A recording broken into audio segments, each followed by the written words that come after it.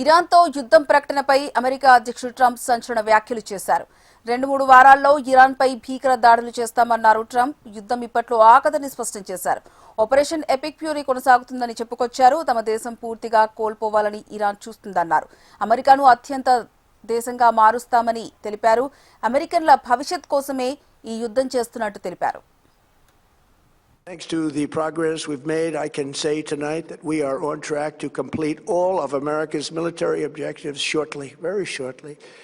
We're going to hit them extremely hard over the next 2 to 3 weeks. We're going to bring them back to the Stone Ages where they belong. In the meantime, discussions are ongoing.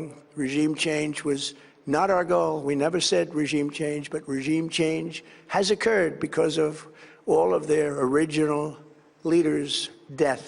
They're all dead. The new group is less radical and much more reasonable. Yet if during this period of time no deal is made, we have our eyes on key targets. If there is no deal, we are going to hit each and every one of their electric generating plants very hard and probably simultaneously.